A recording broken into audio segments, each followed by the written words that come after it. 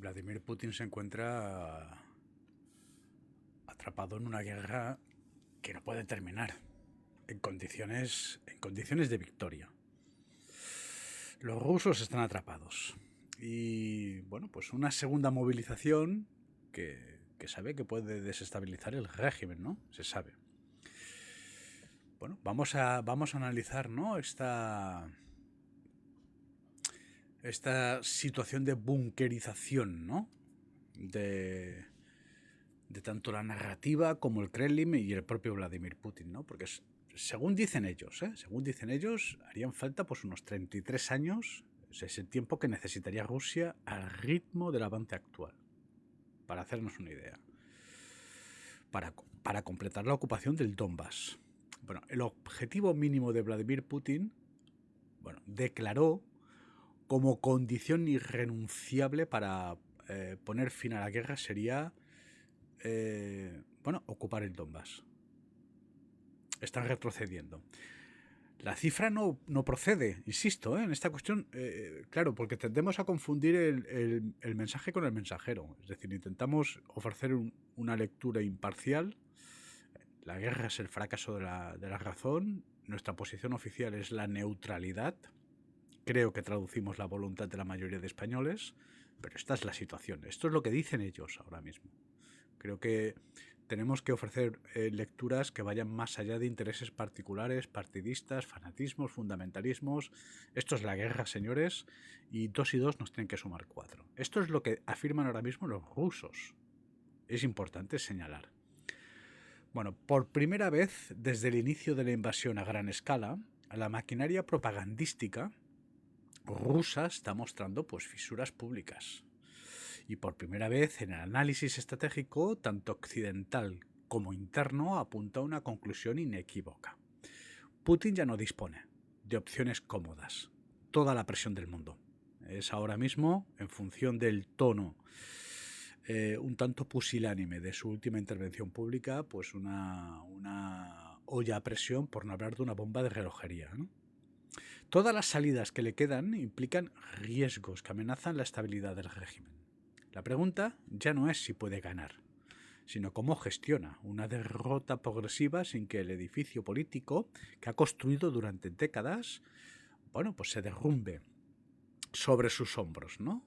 Y venimos de una filtración, propios generales rusos que afirman que se está optimizando la psicología de las masas para prepararlos para el escenario de la derrota. El episodio que mejor ilustra el estado actual del régimen oficial ruso ocurrió en una emisión de televisión en directo. Yekaterina Strisnova, una de las presentadoras más veteranas de la propaganda estatal, interrumpió con visible irritación las fanfarronadas triunfalistas de varios diputados de la Duma. A día de hoy, el propio Vladimir Putin afirma que van a cerrar esta guerra en octubre. Bueno, su argumento fue tan sencillo como demoledor. Se pregunta esta presentadora, ¿qué sentido tiene repetir una y otra vez que Rusia está avanzando cuando los drones ucranianos atacan territorio ruso a diario? Y en la última parte de esta intervención vamos a detallar, ¿no? La escena tiene un valor documental, ¿correcto?, que trasciende la anécdota. Strisnokova lleva 5 años administrando con habilidad el relato oficial de una guerra que, en su propia narrativa, debería haber terminado rápidamente con victoria aplastante. Que ella misma exprese esa frustración en público indica que la brecha entre lo que dice en los platós y lo que los ciudadanos rusos perciben en su vida cotidiana ya no puede disimularse, y la guerra está ahora mismo en sus bolsillos. La propaganda no elimina la realidad, solo puede distanciarla hasta cierto punto, y ese punto parece haberse, digamos, alcanzado, diluido, por así decirlo. Las contradicciones se acumulan con una velocidad que ningún aparato de información puede absorber cómodamente, ¿no? Lo apreciamos con el sanchismo. Se afirma que Rusia avanza, pero conquistar el Donbass llevaría 33 años. Lo afirman ellos. Se asegura que Ucrania se derrumbará, nos dicen, ¿no? pero Kiev ha recuperado desde enero pues unos 590 kilómetros cuadrados de territorio. Una cifra importante. Y son una media de unos 33.000 soldados rusos que pierden la vida a la semana. Se promete que el territorio ruso está a salvo, pero las refinerías del país arden casi a diario bajo los ataques de drones ucranianos. Se repite que Occidente está exhausto, ¿no? Pero Europa se niega a reconocer que ninguna adquisición territorial de Rusia, es decir, vamos sobrados los europeos, ¿no? Según informaciones de Bloomberg, insisto, según informaciones de Bloomberg, Putin tiene interés en poner fin a la invasión antes de que concluya el 2026. Esta es su agenda, ¿no? Poner fin a este conflicto. Sin embargo, las condiciones que exige para presentar esa salida como una victoria ante su audiencia interna resultan doblemente inaccesibles. La primera, el control total del Donbass. Está militarmente fuera de alcance a corto o medio plazo. La segunda, el reconocimiento europeo de las anexiones territoriales. Es prácticamente nula.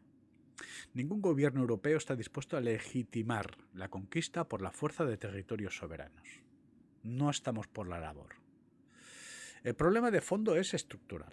Putin ha construido durante años un relato interno en el que Rusia no solo gana, sino que estaba ganando inevitablemente. Ese relato no admite matices ni retrocesos sin costes políticos. Un alto el fuego unilateral, si Ucrania lo acepta, es una declaración sin efecto práctico. Una retirada parcial de condiciones sería interpretada dentro de Rusia como una rendición encubierta. Y seguir sin declarar la paz mientras las bajas se acumulan y los drones ucranianos sobrevuelan ciudades rusas tampoco es sostenible indefinidamente. Moscú se bunkeriza, pero el resto de la extensión, bueno, a la intemperie. El secretario de Estado norteamericano, Marco Rubio, y tener en cuenta que, para sorpresa de todos, Donald Trump envía 4.000 soldados a Polonia y nos acabamos de enterar de que parece ser que han desalojado los miembros de la embajada norteamericana en Moscú. Algo se está preparando. Como digo, el secretario de Estado norteamericano Marcos Rubio reconoció el 13 de mayo algo que hasta hace poco pues habría sido impensable escuchar de un funcionario de Washington. Ucrania cuenta actualmente con el ejército más poderoso de Europa, el más preparado. 4 años de combate real, el acceso a armamento occidental moderno, la última tecnología, geolocalización al milímetro y la motivación de quien defiende su propio territorio, pues ha transformado a las Fuerzas Armadas ucranianas en una maquinaria de guerra que no tiene precedentes en el continente desde la Segunda Guerra Mundial. Estamos hablando que es la primera vez que pues una potencia nuclear es invadida. Es decir, no tan solo es que los rusos invaden Ucrania, es que la inteligencia OTAN y las Fuerzas Armadas ucranianas se atreven con Kursk y ahora con el asedio a Crimea o Kaliningrado. En el frente, el ejército ucraniano aplica la estrategia de infligir al menos 200 bajas rusas por cada kilómetro cuadrado ocupado. Atentos. Esta es la estrategia. Voy a repetir. El ejército ucraniano aplica la estrategia de infligir al menos 200 bajas rusas por cada kilómetro cuadrado ocupado. ¿Por qué? Según datos recogidos por Bruselas Insider, solo en abril, tan solo en abril del 2026, el bando ruso sufrió más de 35.000 bajas entre muertos y heridos graves.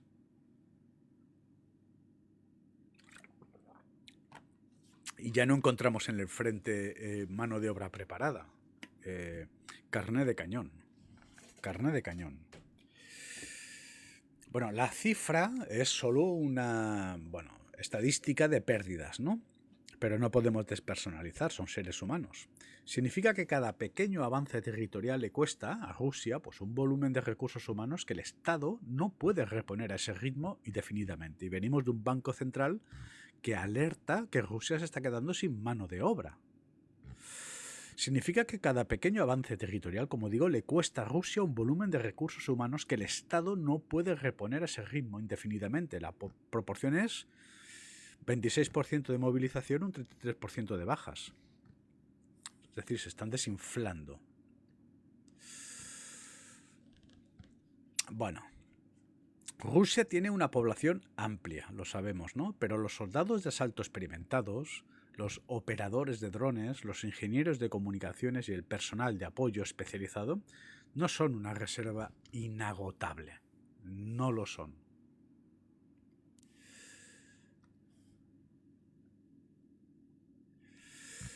En la retaguardia enemiga, los drones ucranianos de largo alcance golpean refinerías, depósitos de combustible, instalaciones militares y nudos logísticos dentro del propio territorio ruso, y luego os voy a explicar el porqué. El impacto es doble: reducir la capacidad operativa del ejército ruso en el frente y trasladar la guerra a la experiencia cotidiana de los ciudadanos rusos. Algo que el Kremlin ha intentado impedir a toda costa desde el primer día.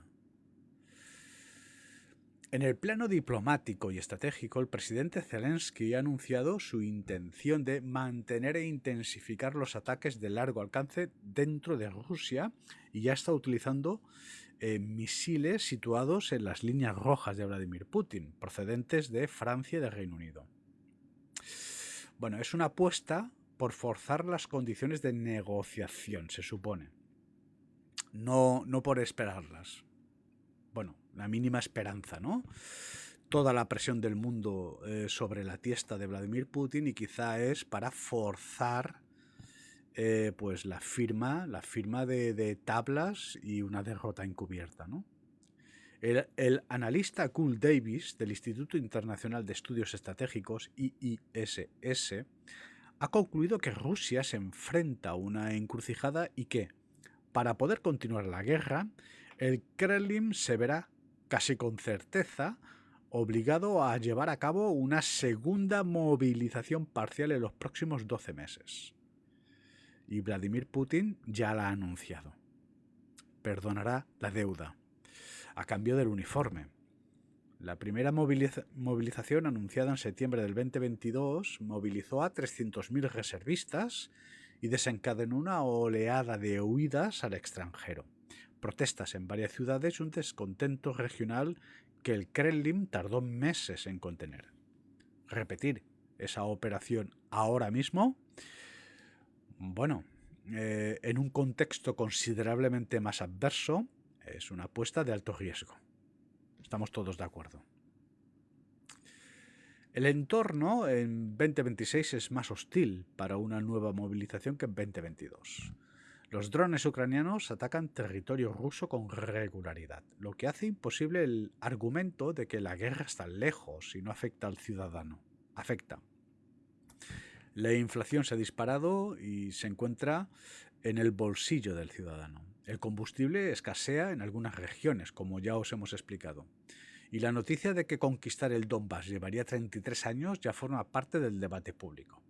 En ese contexto, pedirle a la población que envíe a más de sus jóvenes a una guerra que sus propios portavoces reconocen como interminable exige una justificación que el relato oficial ya no puede proveer con credibilidad. Quizá una escalada a Europa.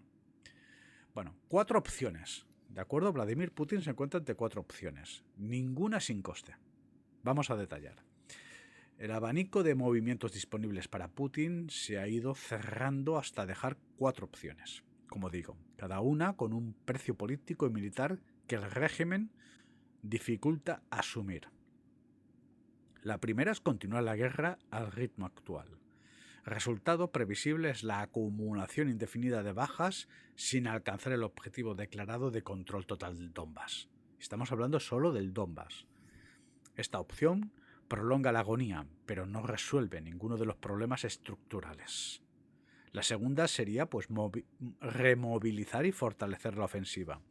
De momento, esta es la vía Putin, ¿no? El riesgo es conocido.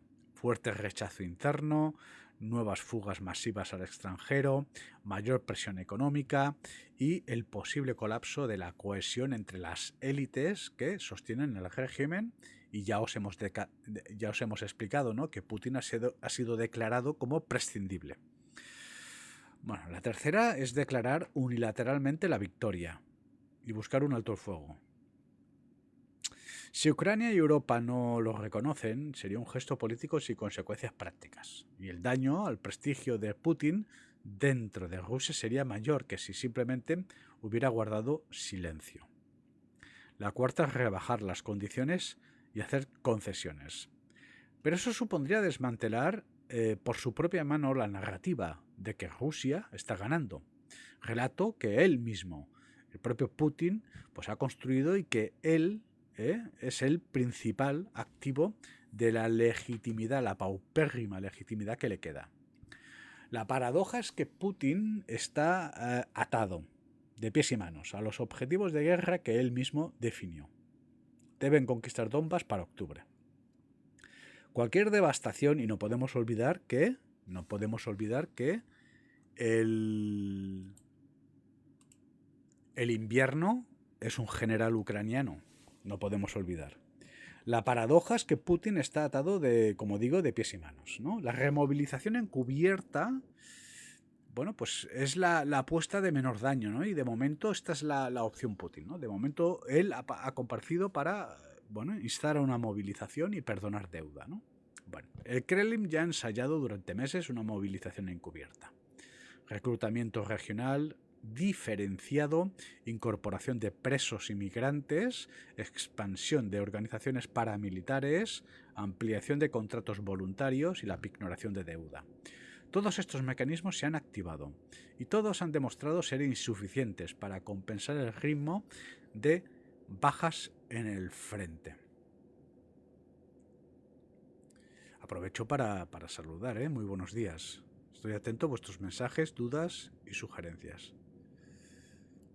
Bien, repasamos, todo tranquilo. Bueno, lo que se anticipa ahora es una segunda fase, ¿no?, de este mismo proceso, pero a mayor escala y con denominaciones distintas. No una movilización parcial oficial, sino una removilización gradual, dispersa por regiones, escalonada por grupos de edad y presentada bajo epígrafes como defensa del territorio ruso, protección antidrón o refuerzo de la defensa fronteriza. La justificación narrativa ya se está construyendo. No se envía a más rusos a conquistar el Donbass, sino a defender la patria de los ataques ucranianos. Esto es importante. El cambio semántico es sustancial, porque intenta trasladar el conflicto de marco de guerra de invasión al de guerra de defensa nacional, el necesario para un conflicto continental. Putin no evitará la movilización porque sea peligrosa, sino que la activará, apostando a que puede contener el daño dentro de márgenes manejables, ¿no? La cuestión es ahora mismo evitar la sangría. Su cálculo es que el colapso del frente de invasión es más peligroso que para el régimen que el descontento social que generaría una nueva leva. Es la lógica de quien ya no elige entre opciones buenas, sino entre daños de distinta magnitud. El peligro es real, el desvínculo de las élites con la figura del zar, ¿no? En los análisis sobre la estabilidad de los regímenes autoritarios, el factor más determinante no suele ser la resistencia popular, que puede reprimirse, sino el momento en que las élites que sostienen el sistema comienzan a desvincularse. La rebelión de Prigozhin en junio del 2023, cuando columnas de la compañía militar privada Wagner avanzaron hacia Moscú durante horas sin que el Estado reaccionara con contundencia inmediata, reveló algo que los análisis más optimistas sobre la solidez del régimen tendían a ignorar. El Estado ruso no es impenetrable, es punible. Una segunda movilización a gran escala activaría pues, una cadena de tensiones que va más allá de las protestas callejeras. El aumento de la carga sobre los ciudadanos genera descontento local. El descontento local presiona a las administraciones regionales. Las administraciones regionales, si perciben que el barco se hunde, pueden dejar de ejecutar las órdenes con la eficiencia que el centro requiere. La pregunta estratégicamente decisiva no es si bajarán los índices de aprobación de Putin. Ya han bajado y han caído pues, a un 30 y tantos %, ¿no? Bueno, sino hasta dónde seguirán los aparatos de seguridad, los oligarcas y los burócratas regionales cuando perciban que apostar por la continuidad del régimen puede no ser la opción más segura para ellos. Esto es ahora mismo la Moncloa, ¿no? En donde aquellos que se llamaban franquistas y hoy se llaman sanchistas, pues se han dado cuenta que no llega al sobre de los fondos Next Generation y de que la factura es más elevada si mantenemos al dictador que si lo decapitamos. Y es por este motivo que tenemos a Sánchez Castejón por todas partes, ¿no? Los dictadores acorralados no se comportan como políticos normales. Muy buenos días, Ildefonso, ¿cómo estás? Cuando la alternativa al riesgo es la pérdida de poder o, en algunos casos, la amenaza directa a la supervivencia personal. El cálculo se distorsiona. Se emprenden apuestas que ningún actor político convencional consideraría racionales. Eso hace que el comportamiento de Putin en los próximos meses sea más impredecible, no menos, más. Ahora mismo, pues, una olla a presión ante pues, una bomba de relojería, ¿no? La situación del presidente Putin puede resumirse en una sola frase. Quiere terminar la guerra, la quiere terminar, pero no puede terminarla en forma de victoria. Puede asumir el fracaso y si sigue combatiendo para buscar esa victoria, la carga interna crece hasta volverse potencialmente incontrolable. Ha gastado sus cartas encubiertas, el reclutamiento opaco, la movilización silenciosa por capas y la estrategia de dividir a Occidente han llegado a sus límites. Los BRICS se diluyen. La división entre la administración Trump y la Unión Europea, aparente, que Moscú intentó explotar, se produce por dinámicas propias que escapan al control del Kremlin. Y Ucrania sigue cosechando victorias en el campo de batalla que a continuación os vamos a detallar. La escalada táctica, los bombardeos masivos de ciudades y la destrucción de infraestructuras ucranianas también se han agotado sin producir el colapso que Moscú esperaba.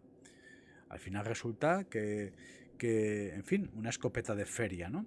Lo que queda es una apuesta final, una removilización que no puede llamarse por su nombre, sostenida por una represión que cada vez necesita ser más intensa para ser efectiva.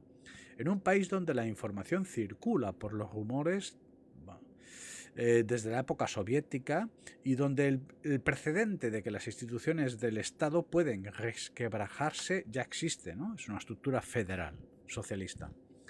Esta podría ser, en efecto, como digo, la última apuesta de Putin. Si fracasa, las consecuencias no serían solo políticas. En los regímenes autoritarios, los líderes que pierden su apuesta final raramente obtienen una segunda oportunidad. Bueno, esta crónica ha sido basada en informes de Bloomberg, Business Insider y el Instituto Internacional de Estudios Estratégicos, más fuentes de la televisión estatal rusa. Declaraciones del secretario de Estado Marcos Rubio, el pasado 13 de mayo del 2026, del propio presidente Volodymyr Zelensky, del 22 de mayo del 2026, y fuentes adicionales como blogueros militares rusos e independientes y análisis del Instituto para el Estudio de la Guerra, el ISW. Fecha de los hechos, mayo del 2026. Y de momento se baten en retirada, es decir,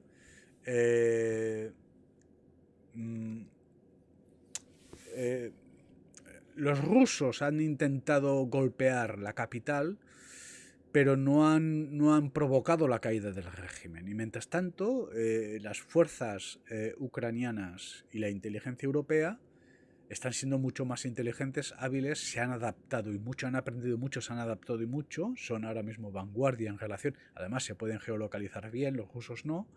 La cuestión es que ahora mismo, si observamos el mapa de la contienda, la frontera de la trinchera, bueno, pues la inercia desde hace algún tiempo es del avance de las tropas ucranianas en la reconquista de su territorio. Hemos detallado metros cuadrados. Estos son cifras, no son opiniones, ¿no? Por ejemplo, esto ha sucedido en las últimas 24 horas, ¿no? Y venimos del asedio a Kaliningrado y Crimea, ¿no? Importante. Bueno, una base aérea en Voronezh, una planta de reparación de aeronaves en Tangaroj, el cuartel general naval de Sebastopol y una terminal petrolera en Tuapse. Ardieron en la madrugada del 27 de mayo. Esto en una noche. O sea, la sangría es importante, ¿no? En una operación coordinada sin precedentes. Y no olvidemos que en los últimos 4 años largos los rusos han reducido el refinado de crudo a un 17%. 3 días antes de esta operación, es decir, que se enfrentan a una dinámica existencial. 3 días antes de esta operación, Rusia, ¿no? Como digo, Rusia bombardeó Kiev. Perfecto, ¿no? Una exhibición de fuerza con un misil de capacidad nuclear. Poca broma, ¿no? El ataque mató a 4 civiles y destruyó pues un museo, daños a escuelas y golpeó infraestructuras de suministros de agua. Pues, escopeta de feria. A continuación, el Kremlin llama a Washington, esto es filtración, y exigió que todos los diplomáticos de la OTAN abandonaran la capital ucraniana antes de que se repitiera la agresión. Todos y cada uno de los países de la alianza respondieron con una negativa unánime. Es decir, Putin ha perdido la capacidad de disuasión. Perro ladrador, poco mordedor. La respuesta ucraniana llegó en la madrugada del 27. Esperen, que se me han quedado aquí el chat acumulado. Digamos, intercambio de golpes, ¿no? Hemos visto los rusos, pues bien, 4 bajas, un museo y poco más, ¿no?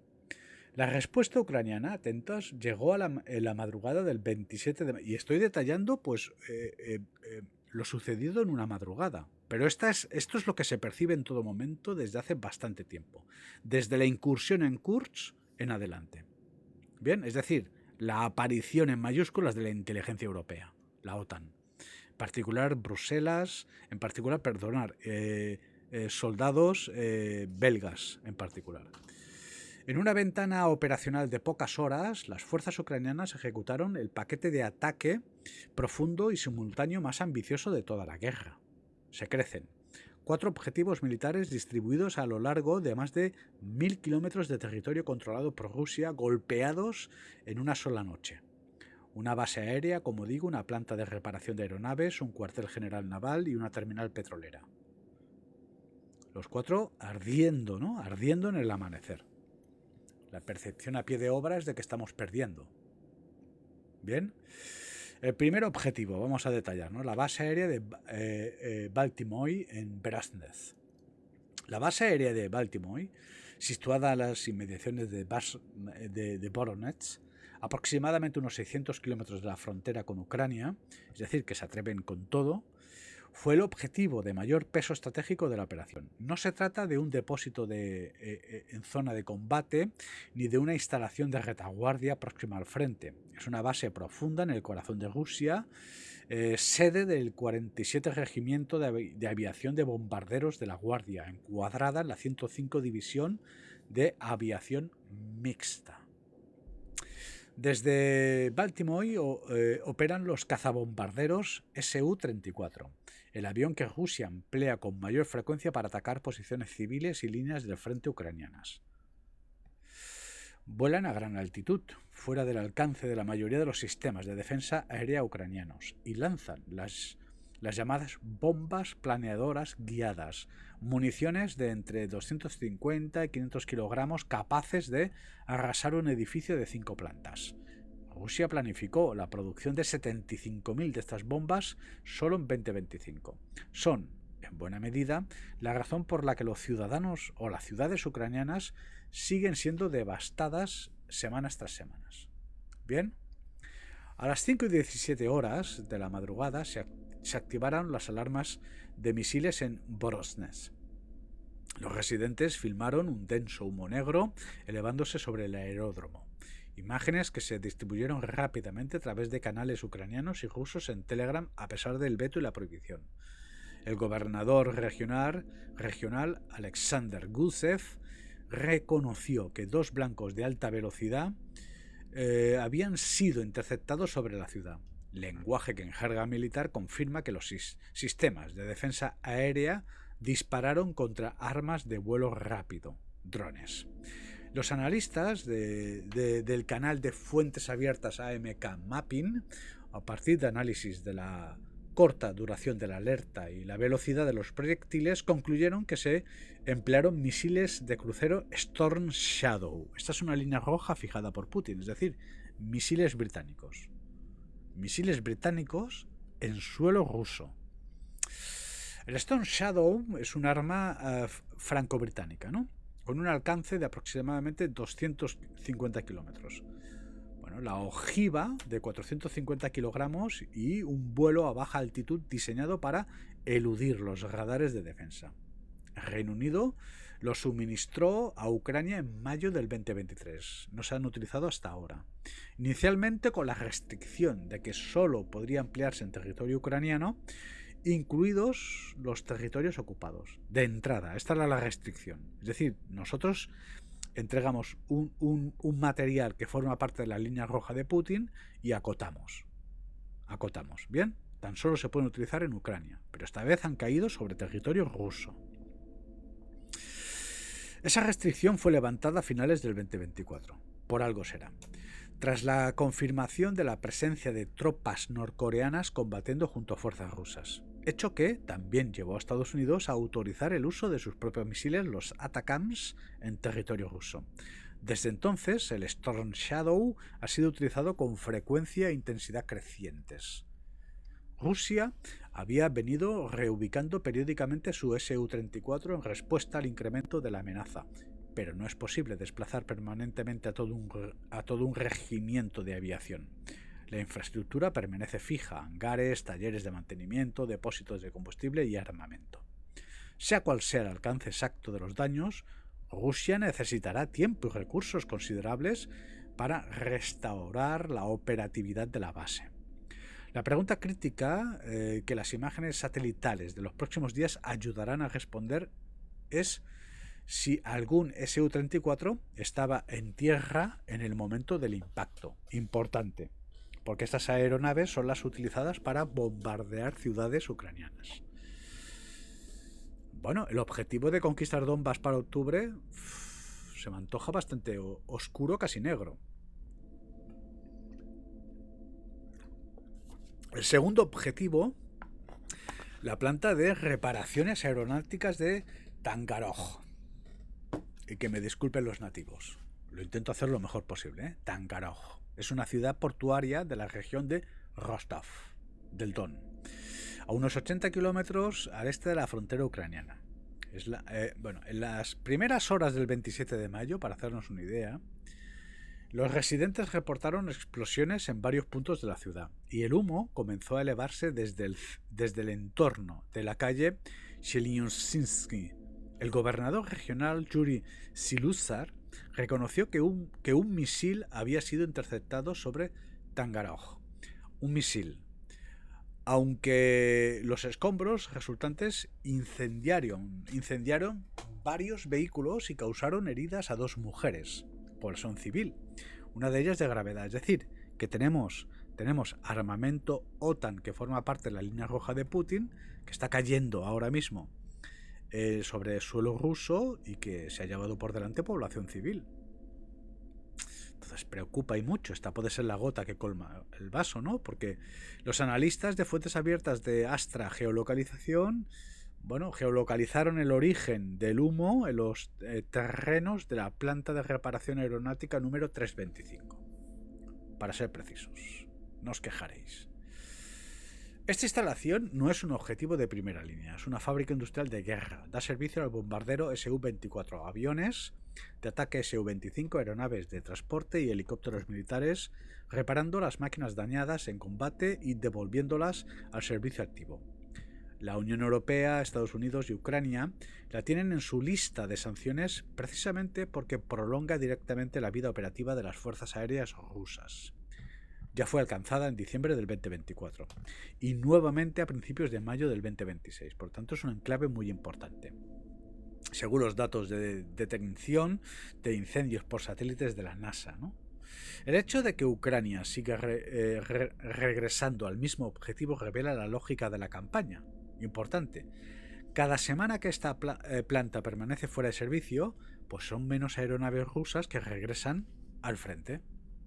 De eso se trata. Y mientras tanto avanzamos a pie de obra. El tercer objetivo, el cuartel general naval de Sebastopol.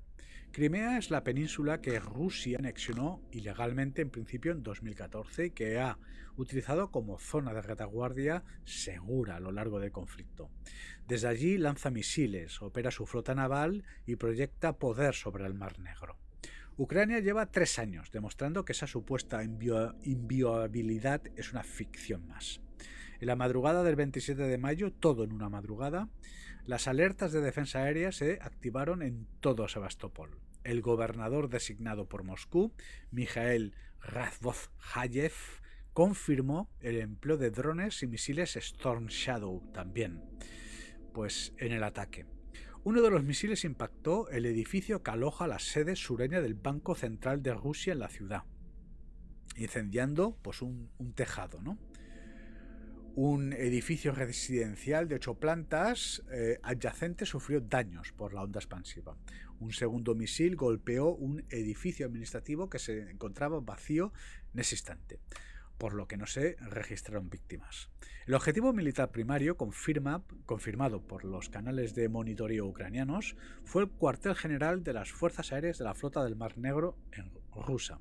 La flota ha tenido una guerra extraordinariamente adversa. Ucrania ha hundido o dañado una parte significativa de sus buques mediante drones navales, misiles antibuque y ataques con Storm Shadow desde el 2022 o lanchas planeadoras, ¿no? En septiembre del 2023, el edificio principal del cuartel general de la flota de Sebastopol fue destruido por un ataque de Storm Shadow que mató a varios oficiales navales de alto rango. La estructura quedó tan dañada que las autoridades rusas iniciaron su demolición en febrero del 2026. Lo que Ucrania atacó esa madrugada fue el cuartel general temporal que Rusia había establecido tras perder el original. Rusia perdió su sede naval permanente ante los misiles ucranianos que construyó. Pues bueno, los rusos construyen una sede provisional y también la hacen saltar por los aires, ¿no? Y Ucrania la golpea también, como digo. El cuarto objetivo, para acabar de detallar, la terminal petrolera de Tuapse. Esto en la madrugada del 27. Tuapse es una ciudad portuaria en la costa rusa del Mar Negro, en el territorio de Krasnodar. Sus residentes reportaron explosiones durante la noche del 26 y el 27 de mayo. El Centro de Operaciones de Emergencia Regional confirmó por la mañana que escombros de drones habían caído en los territorios de una terminal marítima y que se habían registrado pues, un incendio. Los analistas de fuentes abiertas, por lo tanto sólidas, que revisaron el material filmado, situaron una de las explosiones en las proximidades de la refinería de petróleo. Y hemos perdido la cuenta, ¿no?, de cuántas. Tuapse no es un objetivo nuevo. Ha sido atacado de forma repetida durante los 2 últimos meses. Ataques anteriores desencadenaron grandes incendios y lo que los residentes describieron como una lluvia de petróleo sobre la ciudad. Contaminación industrial derivada del crudo en combustión dispersado por el viento. La refinería abastece de combustible tanto las operaciones militares como el transporte marítimo comercial ruso en el mar. Es decir, que los rusos se están quedando tan solo con las motocicletas, ¿no? Este ataque se inscribe en la campaña sostenida por Ucrania dirigida a la economía de guerra rusa. Importante. En su punto álgido, a comienzo del 2026, los ataques ucranianos con drones sobre puertos y refinerías pusieron fuera de servicio aproximadamente un 40% de la capacidad de exportación petrolera rusa, tan solo en 2026. dado que el petróleo y el gas representan alrededor de una cuarta parte del presupuesto total ruso. Cada terminal que deja de operar implica que los buques cisterna no pueden cargarse, el crudo no puede moverse y el dinero que financia los misiles no llega. Los ataques sobre infraestructura energética no son simbólicos, son ataques directos a la solvencia financiera de la maquinaria bélica rusa. Los ucranianos han encontrado el talón de Aquiles. Esto es importante. La lectura estratégica, pues un mensaje imposible de malinterpretar. Contemplada en su conjunto, la operación del 27 de mayo constituye algo cualitativamente distinto a lo que Ucrania había ejecutado hasta la fecha.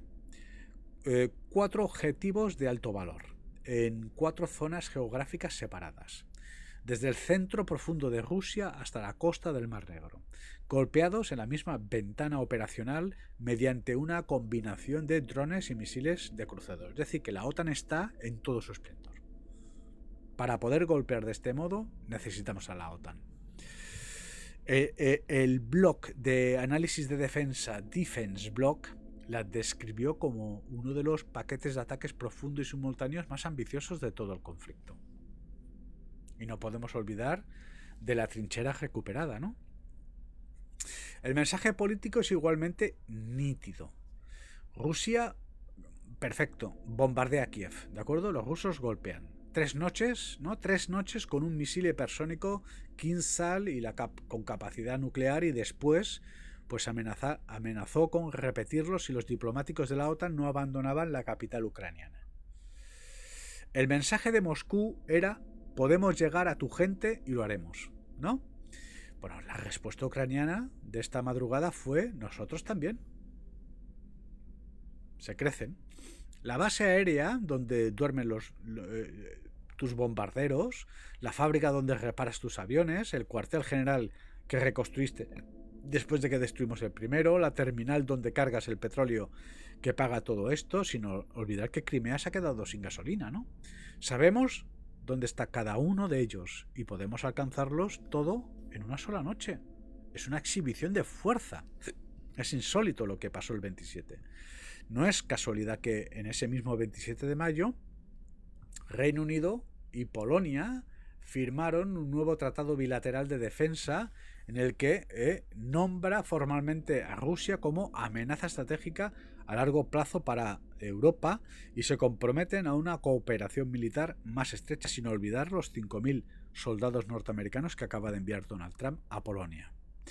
Se preparan y estamos preparados. El desarrollo conjunto de sistemas de defensa aérea y una mayor presencia en el flanco oriental de la OTAN. Y lo estamos haciendo. El primer ministro polaco, Donald Tusk, afirmó sin rodeos que el tratado está dirigido contra Rusia. No es lenguaje diplomático. Es una declaración, velada o directa. Que ambos hechos, el ataque ucraniano y el pacto anglo-polaco, coincidan en la misma fecha puede o no ser fruto de coordinación deliberada, pero el mensaje que transmiten en conjunto es inequívoco. Occidente no está retrocediendo, está avanzando. Es decir, que si Putin quiere conquistar Ucrania y por lo tanto está incumpliendo su palabra cuando nos hablaba de la cuestión rusófona, necesita bombardear y ocupar Kiev. Y sin embargo lo intenta y ha sido golpeado desde todos los puntos de vista. La OTAN ha marcado el terreno. El contexto más amplio, ¿no? Pues una guerra que no se desacelera. Estos ataques se producen en un momento de enorme presión para Ucrania. A comienzos de esta semana Rusia disparó 90 misiles y más de 600 drones, que por cierto fueron interceptados todos, tan solo entraron 25, contra Kiev en una sola noche. La Fuerza Aérea Ucraniana describió sus reservas de interceptores de defensa aérea como estando en raciones de hambre. Ucrania se está quedando sin los misiles necesarios para derribar las armas enemigas. Cada interceptor Patriot cuesta cientos de miles de dólares y Rusia está produciendo misiles y drones a un ritmo que la capacidad de suministro de la OTAN no logra compensar. Este es su punto diferencial, ¿no? Al mismo tiempo, Rusia controla en torno a un 20% del territorio ucraniano y sigue avanzando lentamente en el este, sobre todo, ¿no? Las negociaciones de paz permanecen bloqueadas. Las condiciones declaradas de Moscú exigen que Ucrania acepte la pérdida de todos los territorios ocupados y renuncie a sus aspiraciones de adhesión a la OTAN, condiciones que Kiev ha rechazado categóricamente. Dentro de este punto muerto, Ucrania ha optado pues por una estrategia clara. Si no puede igualar a Rusia sobre el terreno, golpea aquello que Rusia necesita para combatir sobre el terreno. Destruye los aviones, daña las plantas que los reparan, corta el combustible que financia la guerra. Bueno, y esta madrugada fue un ejemplo pues bien perceptible, ¿no? Y de gran escala de esa estrategia tan bueno, que está funcionando. Es que han encontrado el talón de Aquiles de Goliat, ¿no? Rusia bombardeó la historia y la gente de Kiev, correcto. Ucrania, es decir, que su cosmovisión es prácticamente el siglo XIX, Primera Guerra Mundial. Ucrania fue a por las máquinas y las infraestructuras que hacen posible pues esos bombardeos. Si esto cambia el cálculo en el Kremlin, si hace pues a Putin más o menos proclive a negociar, se atrae mayor implicación occidental o provoca una mayor escalada. Son las preguntas que definirán la próxima semana. Importante. Estamos a una semana de una escalada continental o una derrota rusa. Lo que sabemos con certeza es que esta guerra no se puede desacelerar en una sola madrugada. Todo indicará que, o la inercia indica que se acelera.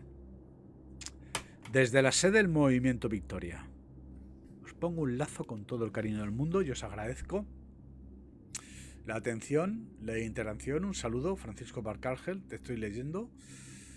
La atención, la interacción, recordar que podéis participar, os podéis inscribir al movimiento a través de nuestro perfil en Patreon. Tenemos cuenta en PayPal por si nos queréis ayudar a sobrevivir, mvmetaverso@gmail.com. Te voy a agradecer pues un me gusta o no. Yo creo que hoy nos hemos ganado pues un me gusta. ¿Qué opinas, señor Cajorul? Yo creo que sí, ¿no? Vamos a aprovechar para saludar. Me estoy aclimatando al lápiz óptico. Estoy trabajando. Esta vez estoy trabajando. Mirar, qué chulada. Al fin. Este profesor frustrado, ¿no? Voy a poder utilizar la pizarra en condiciones. Os voy a poder... A ver, es verdad que no lo he probado. Voy a ver cómo funciona con la pizarra. Voy a ver un momento. Creo que... Espera, un momento. Voy a abrir. Qué ilusión me hace. Qué ilusión me hace. Las canvas. Vámonos a la pizarra. Vamos a poner esto por aquí otra vez. Estoy con la pizarra. A ver si tengo el lápiz activado. Además, ahora tengo la tableta en modo ratón. Pero voy a ver si escribe. ¡Oh!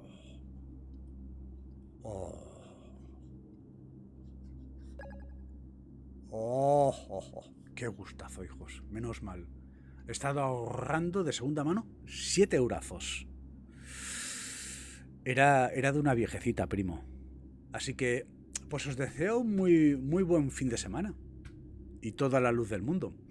Me queda pendiente una crónica muy interesante de un movimiento económico que acaban de realizar los chinos. Bueno, si tenemos algo de energía, o quizá mañana, lanzamos y estaremos todos informados. Desde la sede del Movimiento Victoria, lo dicho, un abrazo muy fuerte, un buen fin de semana y toda la luz del mundo.